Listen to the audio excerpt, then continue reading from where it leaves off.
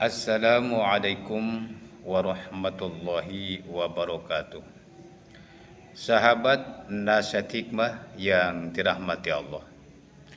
Kenapa malam itu disebut dengan malam Lailatul Qadar? Sebab di malam Lailatul Qadar lah ditetapkannya segala urusan, ditetapkannya segala keputusan, ditetapkannya segala rizki-rizki, juga ditetapkannya ajal yang berlaku dari sekarang. Misalnya sekarang malam Lailatul Qadar, itu berlaku dari sekarang sampai Lailatul Qadar tahun depan.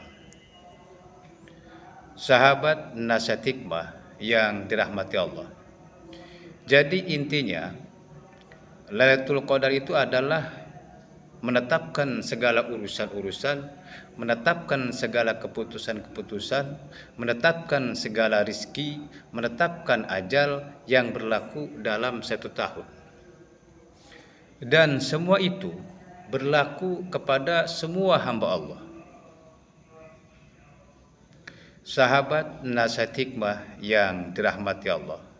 Maka dari itu mudah-mudahan kita di tahun ini Allah Ta'ala menetapkan kita menjadi orang yang soleh. Amin.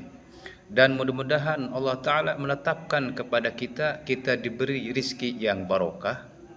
Dan mudah-mudahan di tahun ini pula Allah Ta'ala menetapkan kepada kita diselamatkan dari dunia sampai akhirat. Amin amin ya rabbal alamin. Sahabat nasihat hikmah yang dirahmati Allah. Lalu apa yang terjadi di malam Lailatul Qadar?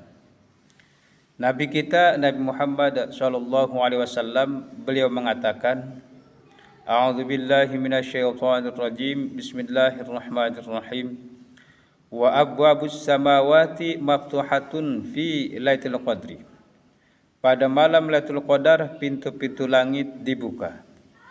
Ma min 'abdin yusalli fiha illa ja'alallahu ta'ala lahu bi kulli takbiratin ghursa syajaratin fil jannah. Ma min 'abdin yusalli fiha, tidak seorang hamba pun yang bersembahyang pada malam itu, illa ja'alallahu ta'ala lahu bi kulli takbiratin, kecuali Allah Ta'ala akan mengganti baginya untuk setiap takbirnya ghursa syajaratin fil jannah, dengan menanamkan sebatang pohon di dalam surga. Masya Allah. Lau syarur raqibu fi dhilliha mi'ata amin la yaqtauha. Yang seandainya seorang pengendara berjalan sekeliling bayang-bayang pohon itu selama 100 tahun, tentu belum selesai ditempuhnya. Masya Allah. Sahabat nasihat hikmah yang dirahmati Allah. Jadi ternyata di malam Lailatul Qadar pintu-pintu langit dibuka. Kalau seandainya kita sholat di malam Lailatul Qadar, setiap takbirnya Allah Ta'ala mengganti dengan menanamkan pohon di surga. Masya Allah. Sahabat nasihat hikmah yang dirahmati Allah. Jadi kalau ada seorang pengendara yang mengelilingi bayang-bayang pohon itu, jangankan 1 tahun, 2 tahun, 100 tahun, itu ternyata tidak akan bisa ditempuhnya. Masya Allah. Gedenya pohon itu kayak apa ya?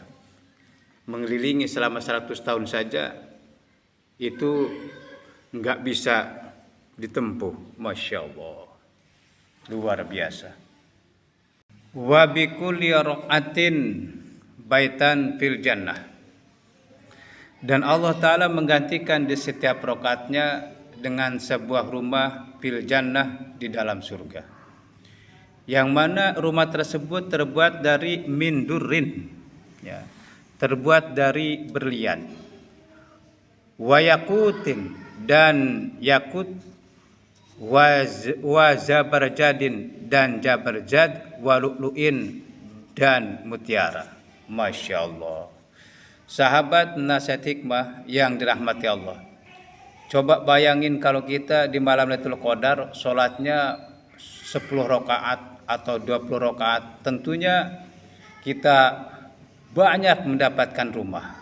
Karena apa? Karena setiap satu rakaat Allah Ta'ala memberikan kita satu rumah di surga. Yang mana rumah tersebut terbuat daripada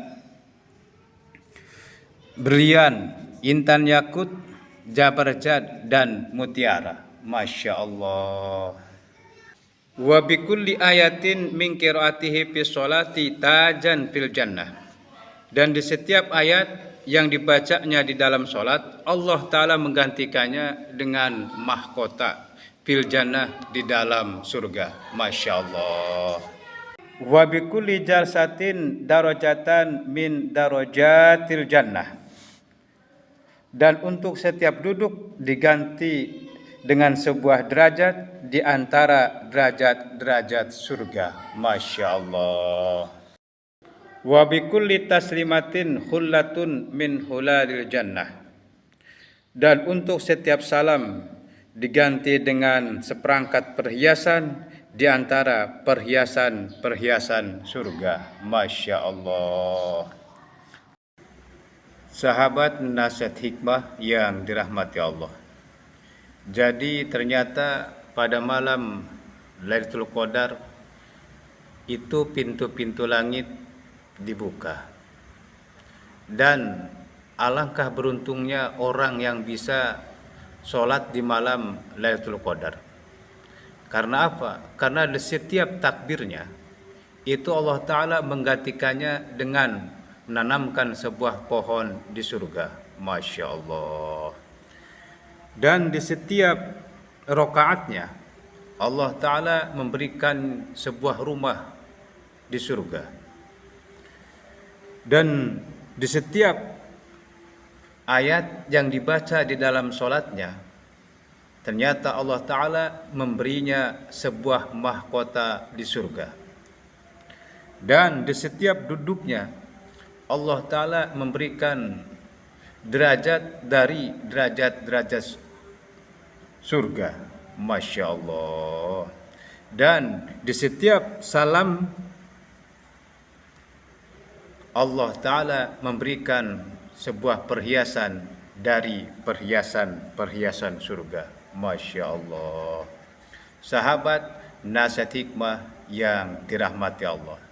Jadi mudah-mudahan kita semua bisa berjumpa dengan malam Lailatul Qadar. Karena bagi kita umat muslim, Lailatul Qadar adalah malam yang sangat istimewa, yang sangat spesial.